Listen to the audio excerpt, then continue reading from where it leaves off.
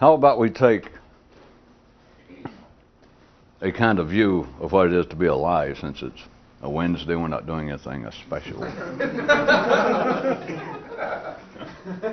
But on this basis, without me going and doing a whole lot of, by the way, caveats and backups and conditions, assume we just dropped you on this planet. You got your brain going, you got your vocabulary enough to know what we're talking about, and yet you don't know what's going on and all that. I mean, if you can go and sit through a damn movie, you can use your brain this much, all right? Yeah. That is, we can have it both ways. That you're here with a mind and you know something enough for us to talk about what's going on, and yet you don't know what's going on, right? But from the basis, what makes it, I was going to try and make it interesting, different, is presenting no model, no paradigm, no position, which of course to ordinary people makes it disturbing, because they've been shot in one foot and they keep waiting for the other one. Or they keep saying, I almost enjoy this, but what the hell does it mean? Won't you get to the damn point? So consider you were dropped here and wondering what in the world's going on with life. I'm talking about dropped here right now. And no position, you're wondering about the purpose of life, but no position, which normally that's been the nanny job, the caretaking job of religion, trying to give a reason, and the social and some of the physical sciences, but especially the social sciences in the last blank number of years have attempted to join in, such as the natural evolution of life, and that nature is simply trying to expand its boundaries, and etc. If you have any business fooling around with stuff like this, you can do better than that with just a little prodding. Well, hey, better that than I kick you in the shin, you know. Just a little. So, and it is not that strange, in fact, even presenting or trying to get people to consider what might be going on here and why you're alive with no model, with no point to it, not to start describing life, and always, of course, having to be critical of life, at least trashing it to some degree, and then finally, halfway or toward the end, when you get ready to take up the collection, say your book or do some shit, go. And of course, what the gods, or of course what my group has come up with to solve all this, if it was an hour speech for 45 minutes, you trash life. You played, you know, whoa, whoa, whoa, and everybody goes, yeah, yeah, yeah. And then the last 15 minutes at least, you go, all right, here's what we should do. You can do better than that. And for one reason that you can do better than that is the fact that everything in this universe is made out of the same stuff. You're not that far removed, obviously, from chimpanzees. Those of you that even watch National Geographic, you know, the DNA between us and chimps are almost as close as between us and attorneys. I mean, that's how, or between attorneys and us, maybe I should say. Do you realize after all this, I can't ever go back to bar meetings anymore and have fun and go hang out?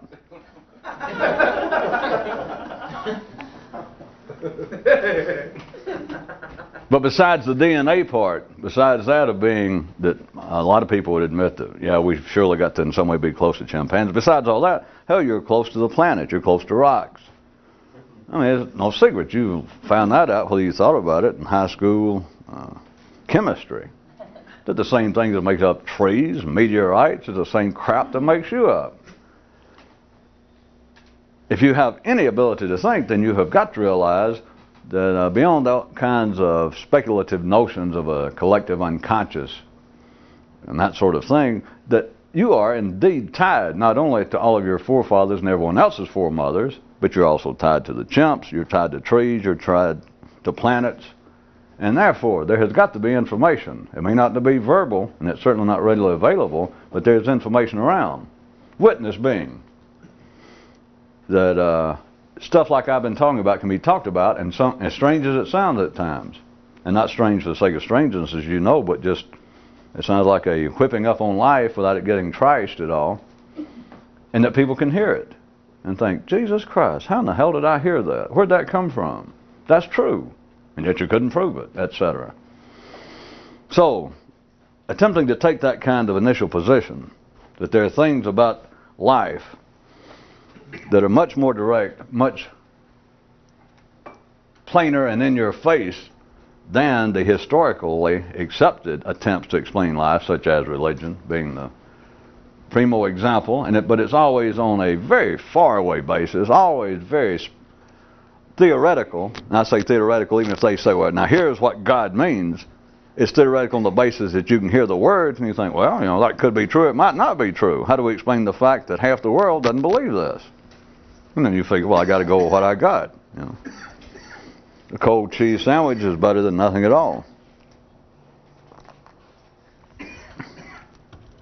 So let's consider it this way. You're dropped here on this planet. You're suddenly just here today. You don't know where you came. You're just here. I'm wondering what's going on. And you got nothing else to compare it to. That is, no civilized, no intellectual, no books. You got no past memory. You've never heard any religious descriptions. You never heard any moralistic, sociological descriptions. You're just here, but you can think and talk enough for me to talk. And you can listen to this. What would you think is going on? Now you have got the nonverbal part of you, the chimpanzee, the nonverbal part of your own nervous system that can talk in non-words. It can tell you it's hungry, it can tell you it's sleepy, it can tell you that it's horny, it can tell you that it's hot and cold, etc. So you're aware of that immediately. Let's say that you've just been dropped here and you and I phone a conversation that what in the world? Where am I? What is this? So we start talking and I point out, well, hey, part of you knows where you are and what's going on. That is, it has no question. And as soon as I talk about being hungry and sleepy and cold and hot, and you go, yeah. And so we both stand there for a few minutes and go, ooh. And then you, playing the part of this person that just showed up here, then you go, yeah, but something else is going on. We thought he'd never ask. I say, how so? He said, well, all right, I'm not hungry right now. I'm not, about to horny to death. I'm not about to pass out from the sexual vapors. I'm not sleepy. I'm not hot. I'm not cold. Feeling all right, not bleeding from any great opening in my body. But, say you, something is still kind of strange. Well, I said, how so? I don't know. I'm prone to ask, what are we doing here? All right. Without any reference, because remember, you have never heard it. You playing this other part, you have never heard any past reference. So without any reference to ideas of someone saying a transcendental being, the wit of God, something outside a closed system, that you have no reference, you have no access to the stories about, well, why you're here is because your forefathers made God mad and he put us here and you're going to have to pay a price, or whatever the story is, the basic one. So you don't have any of that. And you say, but something is troubling me. There's something going on. You can't find, and we're not, as you know, we're not simply trying to compare man to animal. This is not any sort of pseudo mix between zoology and psychology or any kind of otherology. We're just playing the game that you are here, you being this person that with the full mental capacities for us to talk to, but you're just dropped here with no references, no past access to the history and the theology and the philosophy of man. So here you are, and you say, something's bothering me. And I say, all right, look around right quick at all the other creatures. So you look around, and I say, do you sense that? Now, if you're that smart, screw sense that, but I'll say it that way. Do you sense that kind of disturbance, that kind of, in any other creature? And you look around, and you guys know this already yourself. You're as smart as this guy. No, absolutely not. There's no such thing as a disturbed animal. Not unless he's been super domesticated, and we don't go into that. Since I've already described to you what being domesticated is. But any decently, or any decent wild animal is not disturbed. Not at the sense that you are going, something's bothering me. They can be disturbed at the same level of being hungry, hot, cold, sleepy, etc. But we've already established that you are dropped next to the bus stop with me, and we found this conversation, and you already established that's not it.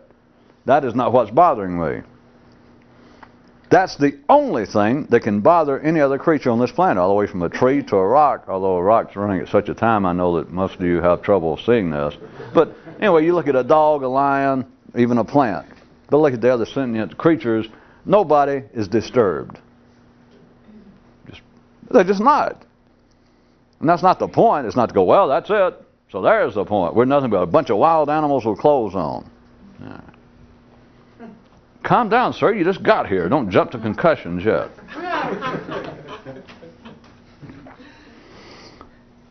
No other creature is disturbed. It's just impossible. They're not disturbed. They don't see anything to ask about. The only way that you can ask about what's going on, the only reason that you can feel that there's a question as to, I am not hungry, I'm not hot, I'm not cold, so what's this about? Why am I here? Why am I even asking this? We can refer back, for the sake of verbal metaphor, even symbolism, to civilization, the collective coming together of men once the intellect is going. And everyone's intellect is going now. Anyone sitting here, their intellect is going. Anyone that, if they ever saw this on a videotape, their intellect is going. They're civilized. Everyone is that has any access to this. Or they wouldn't have access to electronic equipment. You couldn't even gotten here. So you're civilized. And civilized is equal to one thing, operationally, and that is having a mind. So if you're civilized, you have a mind, there is one absolute proof of it, if you needed it. And that is, you're disturbed in a way you can't explain. I mean, by disturbed, you understand, I mean in the widest possible sense. Such as asking the question, what are we doing here? I don't mean you have to be neurotic, much less psychotic. You're human. Ordinary people would probably say you're a thoughtful, reflective human. That you cannot screw your way into mindlessness, almost. Well, momentarily is what it's what impressed Shakespeare and some of us other writers so much. You can't really eat your way into intellectual satisfaction. Although I got to admit, Haagen-Dazs, cookie dough ice cream, but it's just momentarily. It's an ephemeral, kind of a drive-by hit of calming the waters. It doesn't last. It's not supposed to last. So, the proof would be if we needed any. Now, let's imagine, I know I changed the context of what I'm saying, but still the basis that at least I'm keeping in mind is that we're talking to this fictitious creature that I sometimes call you. You remember that we started. That's here, has the mental facilities to talk about all this, and is just like you and I, just an ordinary person, except they have no history. They do not know the attempted explanations. All they know is that they're here, they can talk, they seem to be like the rest of us, and something curious is going on. I cannot eat, I cannot feed, I cannot screw, I cannot sleep, I cannot wrap up in clothes, I cannot get warm enough that stops me from going, what's going on here? So remember, no matter if I change the context, that's still the basis of what we're doing. If you need any proof as to whether you fit that classification, or the classification of being civilized, it is that you are disturbed, you're uneasy, in some manner that cannot be satisfied. That's easy enough, and it cannot be refuted. How could you look at that?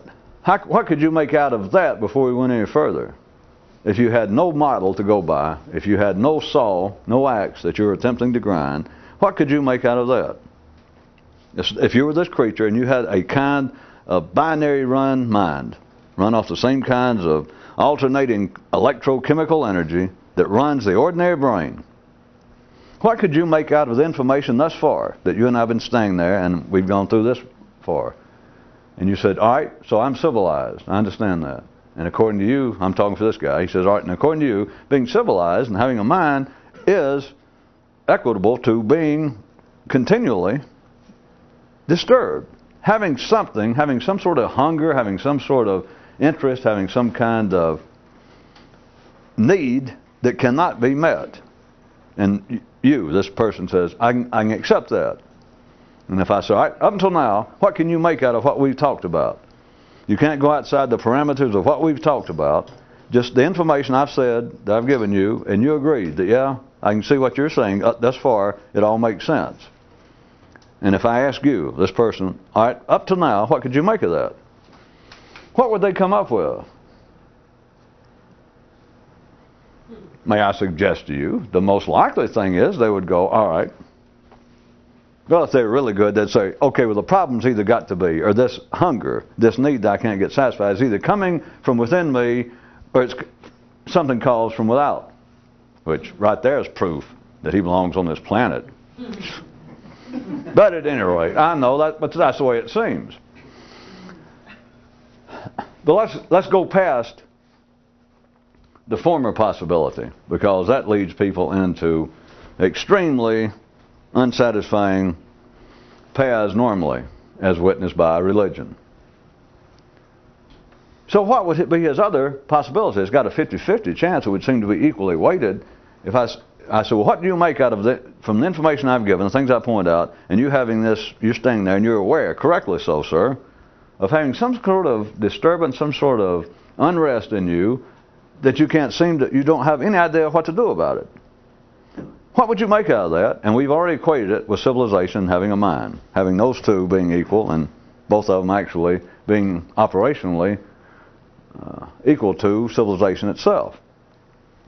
Would not the person come up with this possibility, a very strong one, that, all right, what civilization, that is the collectiveness, the collectivity of man coming together, is offering up something to us that is offering up some sort of promise, some sort of possible scenario that is that's impossible of completion. It's presenting some sort of hunger that it cannot, or that life cannot fulfill. Do you follow? That's why I'm saying that if to play the game correctly with an ordinary mind, the person, my fictitious person, could say, well, this uneasiness that can't seem to be satiated, can't seem to be settled, either it comes within me or it's coming from out there. And if it's coming from out there, of course, then you are not responsible, which is why the latter part is always so popular. So the person would say that there's at least a 50% chance that it's coming from out there. And sort of humor the out-of-towner. I'd go, okay. So what would you say about that? And they would say, well, then I would say that whatever sorts of expectations, whatever civilization seems to promise, whatever it seems to hold out as being a benefit to be a party there too, seems to be at least spurious, if not downright specious. That it seems to be holding out something and we can't quite get it. It seems to be making promises that it cannot keep. We're still waiting on a bus or a flying saucer to take him back home. Would you not think, that's worthy of some consideration? But now remember, this creature, he has no idea of the theories of subconscious mind. He has no ideas of mortal theories of gods and curses. He is just trying to look at the facts. What I've told him and what struck him being made up of the same kind of atoms that we are, even no matter where he came from, that struck him as okay, yeah. So, there he stands, which people do not normally stand even that far. And we've only started. Having noticed that, I believe we'll stop for the evening. Good night. He says, well, it's possible then that what seems to be civilization, or what civilization seems to offer, is to some degree, in a non-spiritual, non-psychotic sense, illusionary. That something is being built up, some kind of expectation that seems to be incapable of being fulfilled, at least in us humans. Now, that sounds reasonable enough. Well, other than the fact that if ordinary people saw that, their attitude would be, screw whether it's reasonable or not, I don't think about that, because it can't be true. It sure can be true. If you can get out from under the kind of shadow of some past paradigm of the collective saying, well, from our view, whatever it was, from the Democratic view, from the Irish view, from the Catholic view, from the Jewish view, then here's what we say about that. If you can get away from that and just say, the civilized world of man, the line from the intellect up, cannot fulfill, cannot deliver the kind of promises it seems to agitate in man. No further. You can't go any further now. You've blown it. If you go any further, then if you're ordinary, you'd go, well, hey, that's exactly what it says in the Old Testament. Or wait a minute, Buddha said that. Or wait a minute, the club I belong to, the North Alpharetta Birdwatcher Society, that's number 3 in our hymnal. You got to stop before you get to any view of it. Because if you get to a view of it, you're safe. Because then you don't have to look at it. You got a view of it. I mean, somebody else, not just you, because your view don't mean squat. You got the view here of the Catholic Church. Yeah. Or your family. Of the good people of North Dakota, or whoever it is.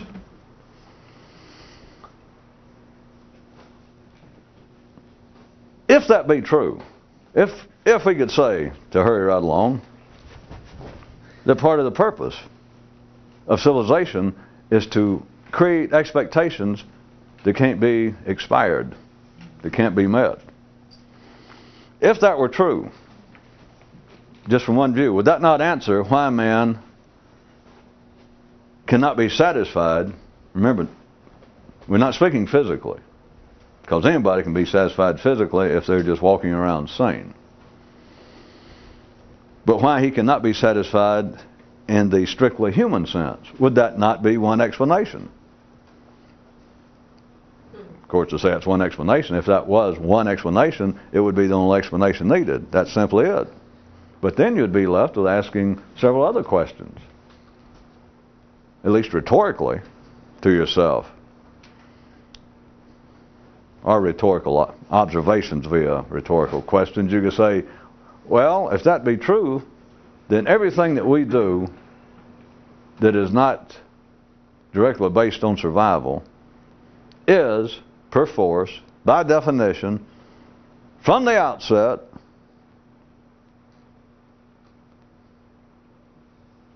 illusionary,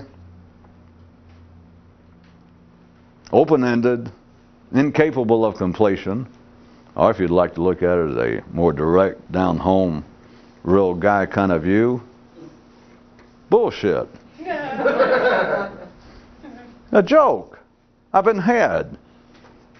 You know, here I am 30 or 40, 50 years old, and I've been walking around here serious as all get out. That's psychological talk, for those hate to get into it. And life has been going around for all these many years going and goosing me in the ass, me taking it very seriously.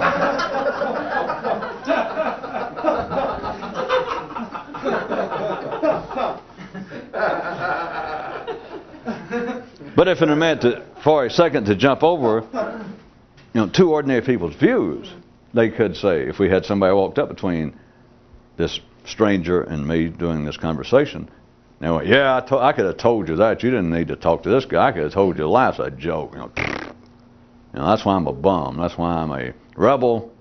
That's why I'm a bohemian. Hey, beatnik, trying to cover all generations. Hey, ne'er-do-well. Hey, hobo. Hey, rebel. And I did that. Hey, dropout. Hey, lingerer. No. No. You got to be in the midst of it to see it correctly. You have got to be able to put on a suit and tie and be serious and be civilized and go to mass, go to temple, do something. You got to be able to do that with a straight face, not throwing up, not making fun, and inside it'll be another story. But back to where my fictitious person would have reasonably gone in the thinking. That is, that all right, if civilization is equal to being dissatisfied, then there's the source. At least there's got to be one of the possibilities. There's got to be at least a 50% chance that that is the source of the dissatisfaction. And if that be true, then you could not be selective. You couldn't say, as all humans do. All humans are critics. if you're running by binary energy, because at least half of what you think you see, which is half of what you think, but half of what you see is bullshit to ordinary people. Ah, come on. You know. These people are nuts. What's going on with the world? As long as you're selective, then you can fall into the same kind of little sloppy trap that goes nowhere, like the kid that I said behind me and this important guy from out of town talking that went, yeah, I could have told you civilization sucks. It's a sucker game. It's not going anywhere. No. He only believes that halfway at best. Because all you got to do is say, well, I always thought that. I was ashamed to say it, but boy, I'd like to, pick your brain, buy you a cup of coffee. Tell me, what do you think? How could we straighten out life? Then the real boobs and suckers of the world go, oh, well, thought you wouldn't ask. I'll tell you what. Now that you ask, okay, I'll tell you. Because then we start going into increasing degrees of suckerism. I mean, he's a sucker, but if you're going to stand there and listen, you've given a whole brand new instantaneous redefinition of suckerism. See, because if you're selective, you'll never see it. That is, half or some parts of civilization are just bullshit. No. Listen to this guy. He just got here. I gave him the facts. He correctly came to the conclusion, wait a minute, or at least one possible conclusion, all of it's bullshit. Now we're getting somewhere. That's the part, I've put it to you before, that is tricky to say if you're talking to ordinary people. But it is quite literally this, that anything that does not directly contribute to keeping you alive physically is, I'm sorry, superfluous from the physical survival view. Not selective. See, ordinary people, you could get many ordinary people. Half the world would go along with that. But then they would only pick out half of the things that go on in the civilized world as actually meeting the criteria of being superfluous because they're not interested in it. But you could take someone that could hear this up to that point and go, well, I agree with you. And I say, well, in that case, let's do this. Just trust me, you'll get a prize later. Something good will happen. Then let's take your life and take out all of the superfluous aspects of it. So would you start telling me what they are? And let's say this person, names a few. Interests his wife has, or his brother-in-law, or his kids. God save me from rap. So I'm making a list and I say, all right, so you want me to strike out all music? He said, oh, no, not music. I said rap, not music. We're not talking about Vivaldi and Schumann. Well, what else? Junk food. Do away with McDonald's. That's right. Do away with all restaurants. All civil. No. It turns out that the man is a gourmet. That dining, not eating, but dining is part of his hobbies in life. And he could even say, which people have, that would be one of these signs of a civilized man or woman. That they do have culinary taste above the level, of a McDonald's or sucking on shoe leather. But especially this one man, he says, no, that is a part of the general spiritual ambiance of being a civilized person, being able to go out with your friends, being able to have new dining experiences. And we say, no, we start out and we said anything that did not directly contribute to your physical survival. And he says, well, dining does. No. Eating does, but dining doesn't. And then by then the guy's lost all interest anyway. He goes, hey, get out of here. You're trying to ruin life. No, I'm not trying to ruin life. We were talking about life, weren't we? I thought we were going to talk about it. How's that going to ruin it? No, I don't hear about that. Well, tells you the kind of people you're talking to already when they say you're running life, and you say, well, I'm just talking about life. How can I ruin your life? And they go, I don't hear this. At least they'll narrow it down on you finding yourself involved with, boob conversations with people, because most people won't talk to you if you start that. But you can ask yourself, if you wonder about what kind of crowd you could have lost, or conversational companions, that you lost people whose lives can be ruined by talking about their lives. I hate to put it to you, but that's worse than living in the Levitt towns in Laos and Cambodia up on these sticks. Just small waves. A frog jumps in the water and your house goes. And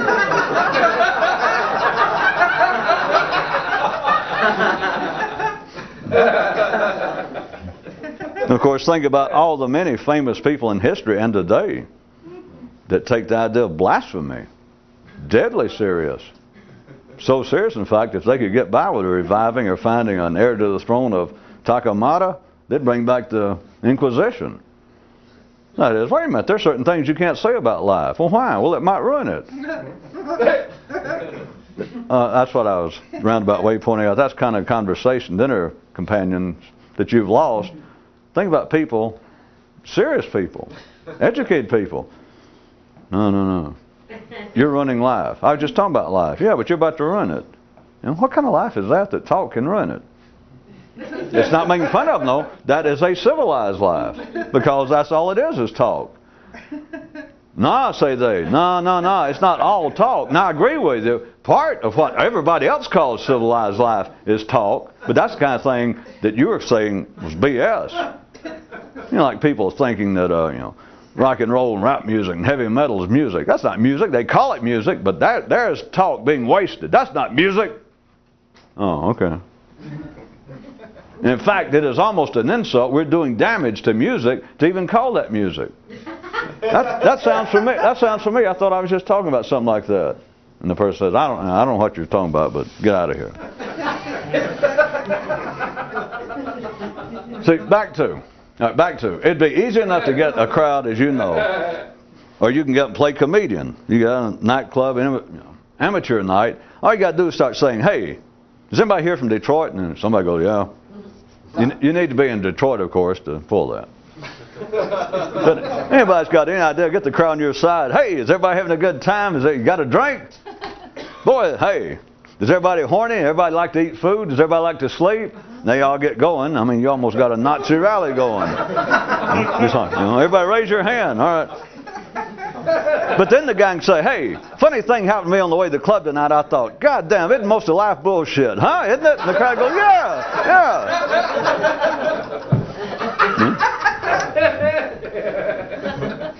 You think you're on a roll then, just to holler, hey, it just struck me.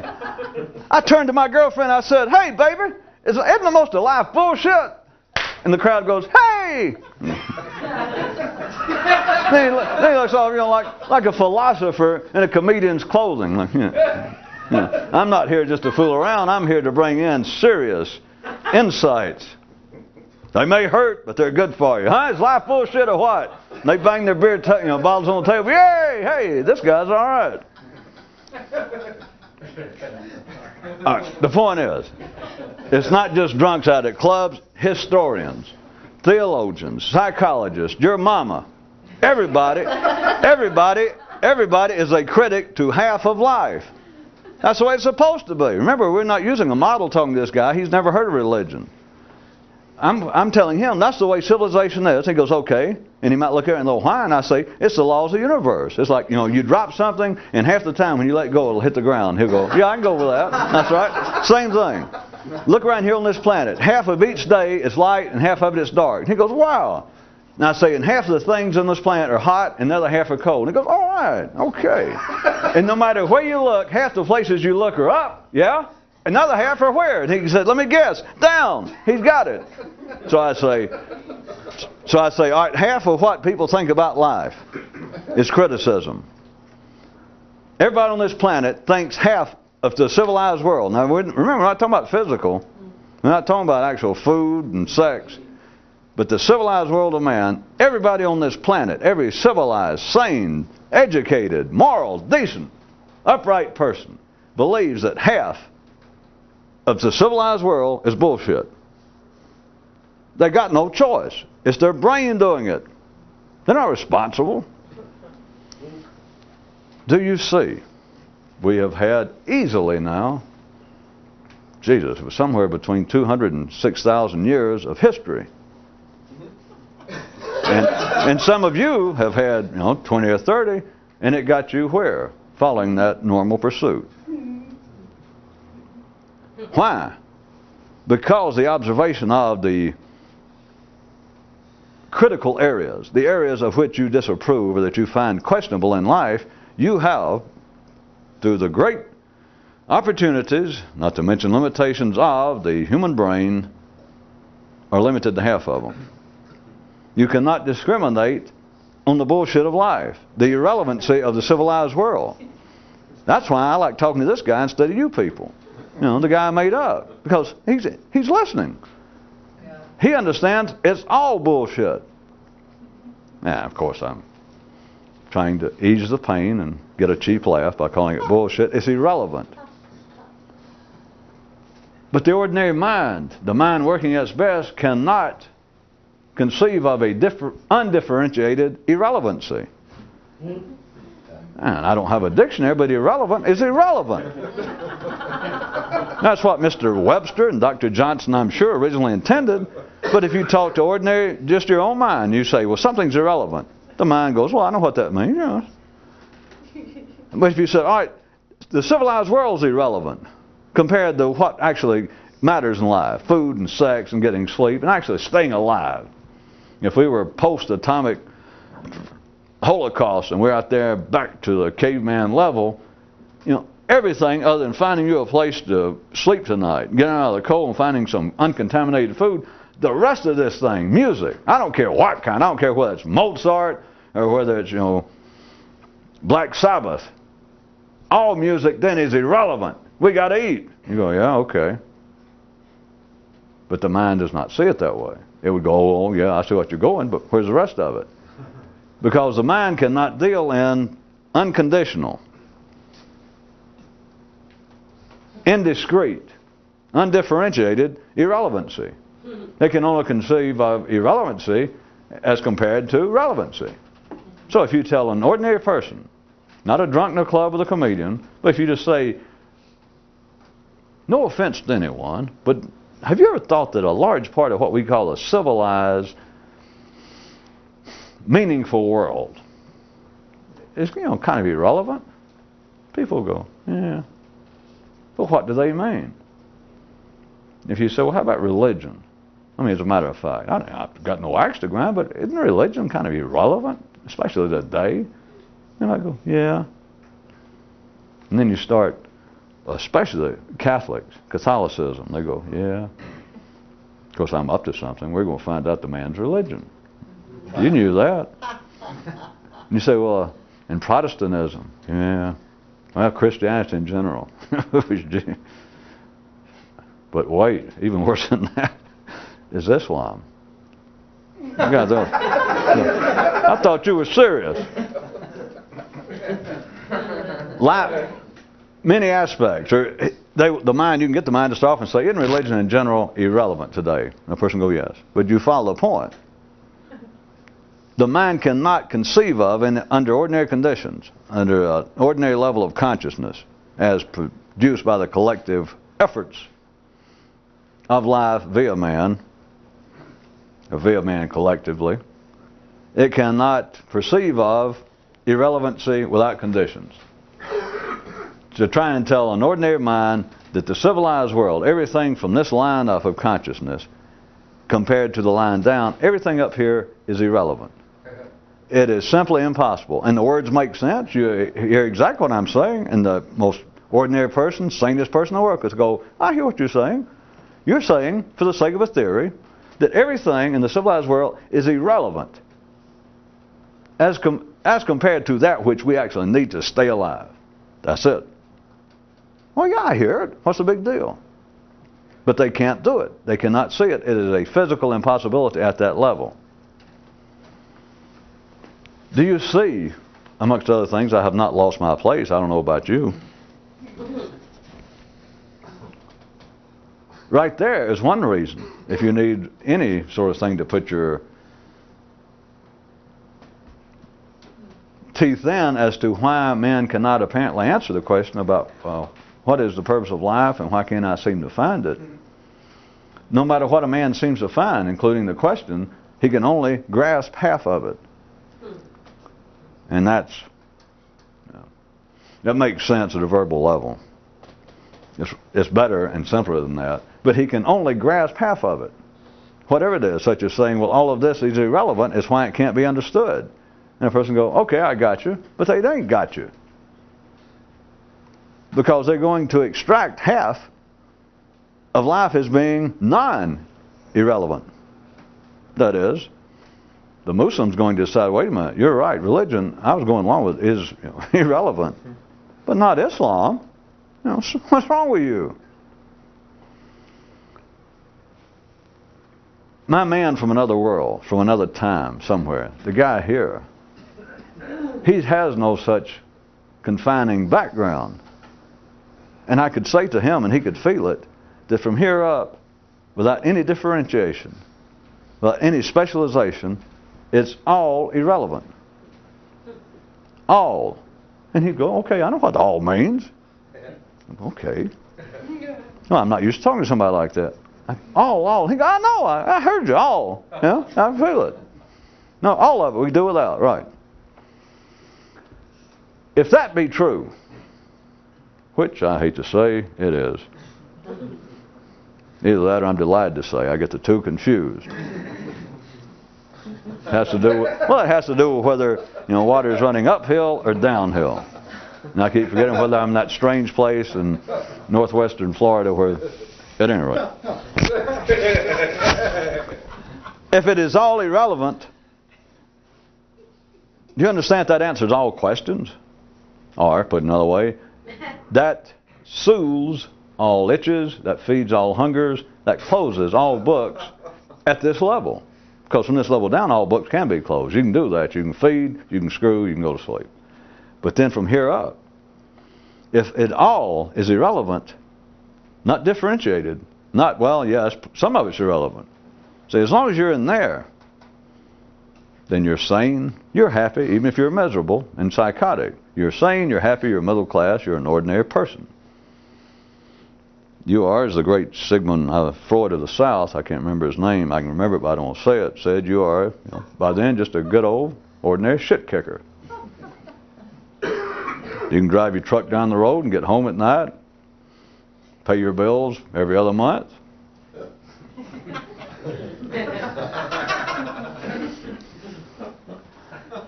Then what is it that people are doing? What are all the hobbies of life? If you can look at it now, all the pursuits of life.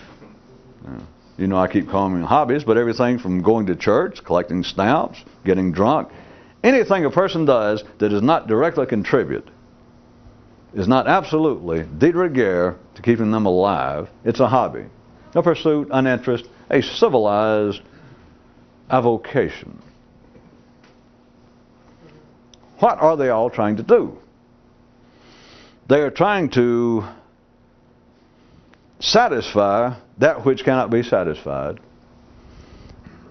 Everyone's invisible mother, the genetic mother of man, the collective, seems to provide to the ordinary, sane, middle-class people just enough of some sort of interest or combination of interest or periodic ingestion of certain drugs that for 60 or 70 years they do not make an ungodly ruckus. But specifically, if you see past the point that the disturbance, if we took my man, my invisible, my fictitious guy, if we took the conclusion I put in his mouth based on the facts I gave him and what he could feed down in his own atomic and subatomic levels, that the reason we can't be satisfied if what we are is we are unique on this planet, now that I'm here with you, says he. And if our uniqueness is this, and this equals what you're calling civilization, that is, the collective activities of other people that have this, and it's to the point that if I see then there's the problem, if I may call it a problem, and I say, well, you're a guest, call it anything you want to, and he says, well, there's the problem, is it has set up a situation, collectively, it has set up needs, hungers that are unspecified, and on top of that, they can't be met. So then I can say, well, now you've gone this far in a rapid length of time, I might add. And he says, thank you, thank you. Then what is it that people are doing out there in life right now? I mean, just look out there from the vantage point of our bus stop here high atop the new Mount Olympus, and look at all these people. Look at everything they're doing now. Not eating, we won't look down and bother people eating. Not actually eating because they're hungry. You know, not dining, eating. We won't look at them. We won't look at people screwing. We won't look at people asleep. We won't look at people building fires. I mean, you know, that's boring to begin with. That's why they don't make movies about it. Not without something else. So we look at those things that are singular to man, those things that are unique to civilized man. And we look at them. And so he looks, and he takes in a quick survey of all of the many things that people do, from the world of academia, the world of arts, the world of sports, the world of entertainment, the world of reflection, the world of mystical undertakings, the world of religion. He looks at all of them, and I say, well, based upon what we've talked about in the last 48 minutes, and your perceptive insights, may I say, and he says, I ask you not to pat me on the head, then what would you say that they're doing? Now, we've already established that whatever's driving them can't be met. I mean, it's like civilization. It's like life at the civilized level has turned to all of humanity and opened up the gate in this backyard and says, hey, everybody come over here because you know, you've done all you can over there, which is like the Garden of Eden. You've done all you can over in that non-verbal world of eating, sleeping, and screwing. So come on over here. And you started, you know, you're 5 or 6 years old, or humanity's 5 or 6 years old, and your little brain's going. And you have the inclination that you want to go. And you think, yeah, but I'm not on TV, or I'm not a salesman, or a politician, or a religious figure yet, so you know I can't really do that, not with any authority. So you look for something to do, and life says, come on over here. And as soon as you step in the yard, and the brain now is operating. And it's almost like a laser beamed based amusement park that you get in life's backyard, the civilized backyard. And it's like, Jesus. Where I came from, it was just almost nothing. That is, the world where you couldn't talk before the intellect cranked up. And you look around, and now, you know, it's people dressed up in funny clothes, whether they mean to or not. You know. Religious people dressed in funny clothes. Entertainment people dressed in funny clothes. Academic people dressed in funny clothes. All kinds of things going on that are irrelevant, that you never thought about. Because if you're a kid and the mind just starting, you only think of the relevant. That's the only thing the body thinks of. Although it's nonverbal, still that's all it thinks of is the relevant. The body never thinks, you know, when it's hungry, like, well, instead of eat, why don't we go dancing? Why don't we read a book? Only the mind can think of the irrelevant. And once you become part of civilization, it is like the whole fun house, a whole Six Flags over sanity has opened up. It's hard to resist an alliteration when it just jumps out at you.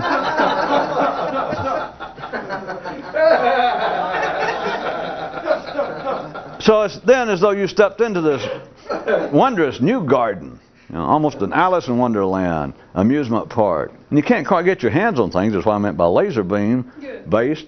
It seems to be there. And you ask other people, like, does that thing really work? Maybe you're pointing at religion or education or you know whatever. And you go, that looks kind of strange. I'm new here. Is it real? And they go, oh yeah. And they know damn well it's not. I mean, you're asking a priest or rabbi, is that thing what it looks like? It kind of looks shaky. It's not the same thing as you know, a leg bone of an ox. You know, I'm hungry. The thing is real fascinating. I mean, leg bones of an ox, you know, I've seen enough of them. They're good in their place, but this is new. And life says, yeah. And you look off at whatever it is, any aspect of civilization, and you ask those, do you know what that is? And they go, yes, that's so-and-so. And you say, well, it doesn't look, you know, I can't quite put my hands on it. It is not as physical. It's not as physically immediate as food or sex or laying down. Is it real? They go, oh, yeah. Yes, my boy, in many senses, it is actually more real than simply food and, you know, sleep. And you go, wow. And they're lying to you. No, they can't help it. But if you were going to play Papa Freud from the South, you say, well, here it is. A guy spent 60 years, you know, being bamboozled. And you just came along, just, you know, a little nipper like you, and going, you know, is that real? Will that work? What's he going to say? No, it's like he's been screwed and triced around for 60 years. He's going to tell you, hey, forget it, kid. That ain't the way sane people operate. They go, oh, yes, oh, yes. In fact, come here. I'll make you my apprentice. I'll let you in all the secrets. Right. You don't have to just look at one person. You can't, no need to limit that to imaginary blame on one priest or rabbi or carpenter or philanthropist. It's civilization saying, yeah, yeah. You go, you wouldn't fool me. That's one place that institutions finally come into play, come into their own. Is that you are a kid, you are humanity, but you go, is that real? I mean, it doesn't look, it's not the same thing as food, it's not the same thing as sleep. They go, no, you're stepping up, you're reaching a new level of awareness.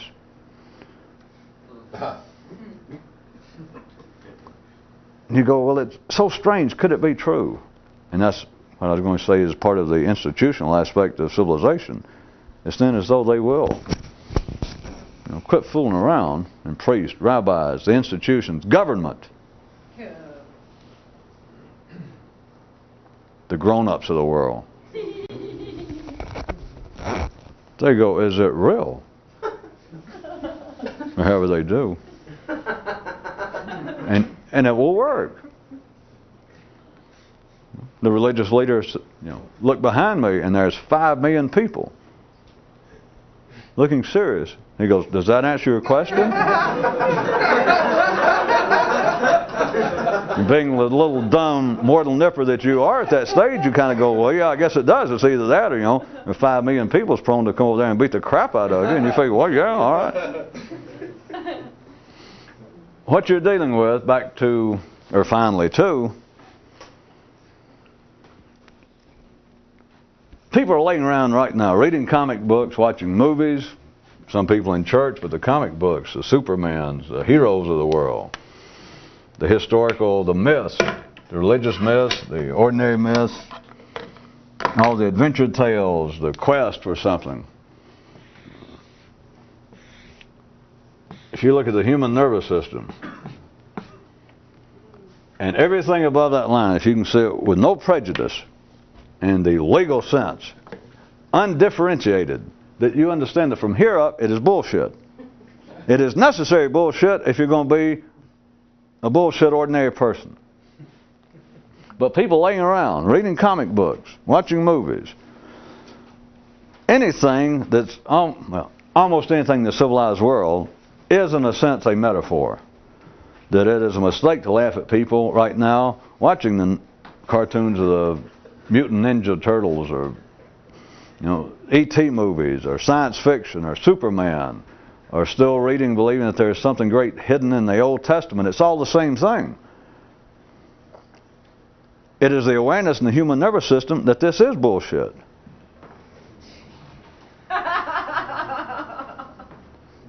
People that believe that they're actively, directly involved with, let's just call it a transcendental interest of all kinds. I mean, yoga, Zen, Sufism. The whole idea of trying to expand the consciousness is to do what? Well, of course, they can be described several different ways at least, but let me put it to you like this. It is to be conscious above that line in a way that's not normally possible, so that you do not differentiate And you're not left with saying, well, wait a minute, I can almost agree that a large part of civilized life is bullshit. That's not even close. And you can say, well, it is close. At least I'm agreeing half of it is. Now, in a sense, you're further away than, it's not close. Of course, that's bullshit because you can't be further or closer away. You always think half of it's bullshit. But you're not even close. And you don't go, well, I'm halfway there. No, everybody's halfway there. Everybody thinks half of it's bullshit. If you're conscious above the line that civilization requires, then you see what it is. And then back to my figure that came up with the conclusion, or one possible scenario, remember when he and I started talking, he says, well, wait a minute, me being here and not being able to satisfy this up here, and you say it's part and parcel of being civilized, and remember he came up with, well, wait a minute, then this thing, civilization, this collective thinking of man that you call civilization, is presenting promises, holding out interest, stirring up desires that cannot fulfill. But ordinary people go, that's true. By God, that's true, by and large. See? They blew it again. All of the attempts to expand consciousness, to, in some way, actually experience a yoga, a union, and then they fall in, because there's nothing to call it, was some kind of the forces of the universe, the reality behind fake reality, which they just didn't have the guts to call it civilization and bullshit. They wanted it to sound better. Is if you can make your brain, if you can get it working above that level, wherever it is, wherever you are, however you start out, you know what it is, because when it happens, you don't say, well, wait a minute. Do I understand more than I did just a split second ago? Wait a minute, is this what they meant about being conscious beyond the level of being tied to one particular thought? Or it is to understand what the would-be mystical systems, what the religions, even at a very crude level, have always tried to point out that, boy, something's amiss here with life. And in religion, of course, it falls into, when you get down to that crude, childish level, it just falls into, well, just shame on everybody, and then you have to take the position. It doesn't do you any good. It gets nowhere. Because they differentiate. They say, well, here's the thing, live by the rules of the Lutherans, by the rules of the Buddhists, and do away with those things that cause you to be unhappy and to suffer and to be disturbed. You go, oh, all right. But as long as you live by some rules, you're still disturbed. Or if you want it the nice way, you're at least half disturbed. Or you're disturbed all the time. You're disturbed half the time, all the time. You're right where you were. It's just you got a new hobby. Well, I'm a Buddhist. You feel any better? No, I'm still pretty pissed, but I'm a Buddhist. Well, good. Plus, it's cheaper. You remember I used to, collect model trains. God, the prices went through the roof, so I thought, what the hell, I'll become a Buddhist. Expenses went way down, but you're no happier. Well, no, but I'm no worse. Well, I knew that. If you can be conscious above the line, then you understand without prejudice. No, when you see it, you don't care. It's a difference, of course, remember, between a gangster and a more conscious man. There is a difference. But you don't care on the basis that everything that drives everyone else, everything that drives you at that level is irrelevant. Not some of it, not this. Wait a minute, I got to work on this problem. There's nothing to work on. It's all bullshit. Thank you and good night. Is the tape out? Yes. Goddamn cheap bullshit tape. How was that?